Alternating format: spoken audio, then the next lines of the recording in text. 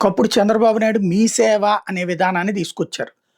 దాని మంచి సర్వీసెస్‌ని మన దగ్గరలో ఉన్నటువంటి కేంద్రానికెళ్ళి అందుకోవడం అన్నట్టు. దాని తర్వాత కాలంలో ఈ సేవ అని మార్చారు రాజశేఖర రెడ్డి. తర్వాత చంద్రబాబు వచ్చిన తర్వాత దాంట్లో మరిన్ని సేవలు యాడ్ చేసుకొచ్చారు. అది విజన్. అలా కాకుండా వేరే వాళ్ళు అంతకంటే జగన్మోహన్ రెడ్డి వచ్చి అంతకంటే కొత్త మార్గాన్ని ఎంచుకున్నాడు. గ్రామ సచివాలయం, వార్డు సచివాలయం, దాంతో పాటుగా వాలంటీర్. సేవ ఇంటి దగ్గరికే వచ్చేటట్టు చేసుకొచ్చారు. దీనికి ఆల్టర్‌నేటివ్‌గా మేము కనిపెడతాం అని చెప్పినటువంటిది వాట్సాప్ గవర్నెన్స్. తీరా చూస్తే అది ఫెయిల్ అయ్యింది. దాంతో ఈ సేవల్ని అందించేందుకోసం అని చెప్పేసేసి కొత్త మార్గం ఏంటి అంటే సచివాలయం అనే పేరు గుర్తు రాకుండా ఆ సచివాలయాల పేరు మార్చేసి తద్వారా జగన్ పేరు మర్చిపోవాలి. ఇప్పుడు స్వర్ణ గ్రామ, స్వర్ణ వార్డు అని నామకరణాలనమాట.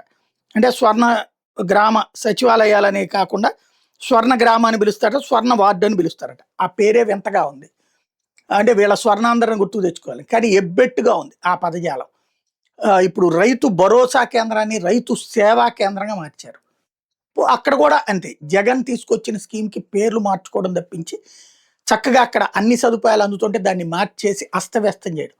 ఎప్పుడైనా సరే గత ప్రభుత్వాల సేవల్ని మరింతగా మెరుగ్గా అందించి ప్రజలకి చేరువ కావాలి గానీ, గత ప్రభుత్వాల సేవలు బాగా అందుతుంటే దాన్ని డిస్టర్బ్ చేసి పేర్లు మార్చి మన పేర్లు పెట్టుకుంటే ప్రయోజనం అన్నది ఆలోచించుకోవాల్సింది.